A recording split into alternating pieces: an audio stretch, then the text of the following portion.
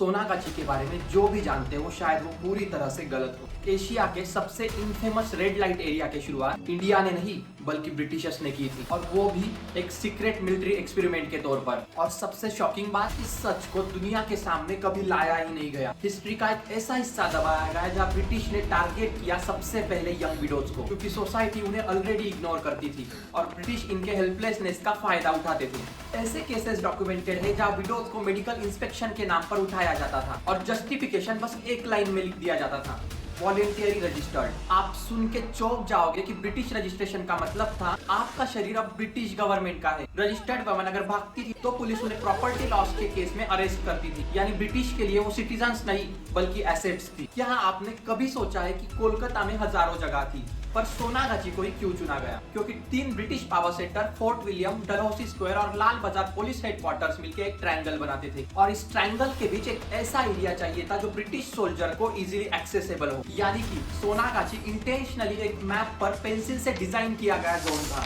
हम सोचते हैं रेड लाइट मतलब कस्टमर को बुलाना, पर असल में रेड लैटर्न एक सिडक्टिव साइन नहीं बल्कि एक वार्निंग सिग्नल था। ब्रिटिश सोल्जर जब इंस्पेक्शन करते तो जो अलाउ हाउसेस होते थे उनके बाहर रेड लैटर्न लटका देते थे। ये कहना भी अनकंफर्टेबल है पर यही सच था। रेड लैटर्न का हिडन मीनिंग था एक वुमेन की बॉडी इंस्पेक्टेड है और क्लियर फॉर सर्विस है, क्लियर फॉर यूज है। इन अलो हाउसेस में वुमेन्स को मर्क्यूरी बेस्ड ट्रीटमेंट्स दिए जाते थे जो आज की टाइम में पॉइजन माना जाता है, पर इन हाउसेस के बाहर रेड लैटर्न लगते ही सोल्जर्स को एक सिग्नल मिल जाता था, ये हाउसेस खुले हैं और सेफ भी। यानी ब्रिटिश इंडिया से ये लाइट सिडक्टिव नहीं बल्कि सर्टिफिकेट ऑफ डिसीज कंट्रोल थी। आप सोचते हो कि सोनागाची मतलब गोल्डन ट्री, पर इसके पीछे भी एक ट्विस्ट है। एक कहानी के हिसाब से ये नाम पड़ा एक लैंडलॉर्ड सोना के नाम पर, जिसके बगीचे को बोला जाता था सोनारगच्ची, मतलब सोना का ट्री एरिया। इसकी अगली कहानी तो और भी ज्यादा हैरान कर देने वाली है। सोनागाची जैसे रेड लाइट जोन को ब्रिटिश रिकॉर्ड्स में सैनिटरी सोल्यूशन बोला गया। इन्होंने तो एक्सप्लॉयटेशन को भी एक हाइजीन प्रोजेक्ट बना दिया था। इनके रिपोर्ट्स में लिखा होता था women treated and fit for service. यहाँ ब्रिटिश ने एक्सप्लॉयटेशन को इतना रियल बना दिया कि आम आदमी समझ ही नहीं पाया। ये सिस्टम